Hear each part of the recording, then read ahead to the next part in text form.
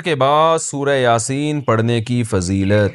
فجر کی نماز کے بعد سورہ یاسین پڑھنا کیسا ہے؟ کیا یہ سنت عمل ہے؟ عبد المطلب انڈیا سے۔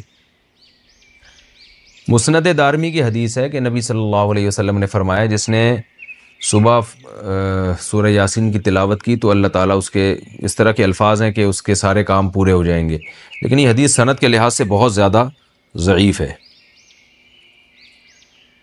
فجر کے بعد کون سے کام کریں؟ فجر کے بعد ایک مسلمان کی کیا روٹین ہونی چاہیے، اس پر روشنی ڈالیں۔ ابو حنین کراچی سے۔ دیکھیں حدیث سے تو یہ بات ثابت ہے کہ فجر کے بعد کا وقت ذکر اللہ کا وقت ہے۔ آپ صلی اللہ علیہ وسلم نے ارشاد فرمایا کہ جو شخص فجر کی نماز کے بعد اسی جگہ جہاں نماز پڑھی ہے بیٹھے بیٹھے اللہ کا ذکر کرتا ہے یہاں تک کہ جب سورج ایک نیزہ بلند ہو جاتا ہے، اشراق کا وقت داخل ہوتا ہے، 2 رکعت پڑھتا ہے تو اللہ اس کو ایک حج عمرے کا ثواب عطا فرماتے ہیں۔ تو بہت سارے اسلاف اسی پر عمل کرتے تھے کہ فجر کی نماز کے بعد اللہ کا ذکر کیا کرتے تھے۔ یہاں تک فقہا نے لکھا ہے کہ فجر کی نماز کے بعد تلاوت کرنے سے بہتر ہے ذکر کرنا۔ تو اگر کوئی اس طرح تسبیحات نہ کر سکے تو پھر تلاوت کر لے، کیونکہ بہرحال تلاوت بھی ایک طرح کا اللہ کا ذکر ہی ہے۔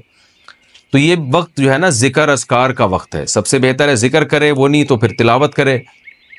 تو لیکن واجب کچھ بھی نہیں ہے اس میں۔ تو اگر آپ فجر سے پہلے کر لیں ذکر، فجر سے پہلے کر لیں تلاوت تو بھی جائز ہے۔ تو شریعت میں آپ کو اس کا اختیار دیا ہے، لیکن فجر کے بعد سونا فوراً یہ بہرحال شریعت میں ناجائز حرام نہ بھی ہو لیکن ناپسندیدہ ہے۔ بہت سارے اسلاف سے اس کی کراہت منقول ہے۔ تو اگر کوئی مجبور ہو تو ایک الگ بات ہے، جیسے کسی کو رات کو نیند ہی نہ آئی ہو اور اس نے صبح 8 بجے کہیں جانا ہے، اب وہ اگر فجر کے بعد نہیں سوئے گا تو وہ آگے نیند پوری نہیں ہوگی، مسائل کھڑے ہوں گے، تو وہ الگ بات ہے، وہ سو جائے۔ لیکن نارملی فجر کے بعد سونے کا معمول بنا لینا یا بلا ضرورت یہ کام کرنا شریعت میں پسندیدہ نہیں ہے۔ بہت سارے اسلاف نے اس کو ناپسند کیا ہے کیونکہ مبارک وقت ہے، اللہ اللہ کرنے کا وقت ہے۔ کچھ نہیں آپ کرتے، ایکسرسائز کر لیں اس وقت، صبح واک کر لیں جا کے، اچھی ہوا ہے، تازہ ہوا ملے گی آپ کو، جاگنگ کر لیں اس وقت جا کے، پورا دن آپ کا اچھا گزرے گا۔ تو یہ اس قسم کی ایکٹیویٹیز کرنی چاہیے۔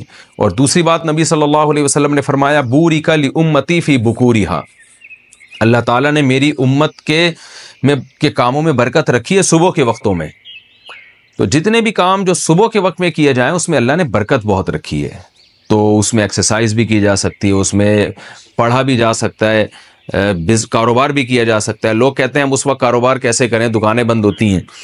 تو بھائی کاروبار کی پلاننگ کر رہے ہیں اس وقت بیٹھ کے آپ، ٹھیک ہے، دکان نہ کھولیں، کوئی ہے ہی نہیں کسٹمر آپ کو۔ کراچی میں تو آپ صبح اگر بیٹھیں گے دکان کھول کے ایک بندہ بھی نہیں ملے گا۔ لیکن ہمارے ایک دوست نے ایسا کیا، دوست تو نہیں جاننے والے تھے، انہوں نے کیا کیا، انہوں نے کہا کہ میں فجر کے بعد دکان کھولوں گا، تو اعلان کر دیا کہ جو کسٹمر فجر کے بعد آئے گا خصوصی ڈسکاؤنٹ ہوگا ان کے ساتھ۔ تو اس میں لوگ اس بہانے جلدی جلدی جانے لگے، تو وہ ان کا اتنا رش ہو گیا کہ ان کا اس طرح سے کاروبار میں جو نقصان ہو سکتا تھا اس کی تلافی اس طرح سے ہو گئی۔ تو بہت سارے طریقے، انسان جب کھوپڑی استعمال کرتا ہے تو طریقے سامنے آتے ہیں، اور کھوپڑی استعمال بھی فجر کے بعد بہت اچھے طریقے سے ہو جاتی ہے۔ بلکہ سردیوں میں تو فجر سے پہلے آپ کو کھوپڑی استعمال کرنا شروع کر دینی چاہیے، کیونکہ سردیوں میں راتیں بہت لمبی ہوتی ہیں۔ تو یہ وقت جو ہے نا انسان کا دماغ بہت فریش ہوتا ہے اور اس وقت بہت اچھا سوچ سکتا ہے، پلاننگ بہت اچھی کر سکتا ہے۔ تو یہ کام فجر کے بعد یا فجر سے پہلے یا فجر کے بعد یہ کام کرنے چاہیے۔ سورہ یاسین قرآن پاک کا دل کیوں؟ سورہ یاسین کو قرآن پاک کا دل کیوں کہا جاتا ہے، اس کی کیا وجہ ہے؟ شمائلہ سبی سے شمائلہ صاحبہ نے پوچھا ہے۔ جی یہ بھی پوچھا تھا بیچاری خاتون نے، رمضان سے 2 مہینے پہلے پوچھا ہوگا، جواب اب مل رہے ہیں ان کو۔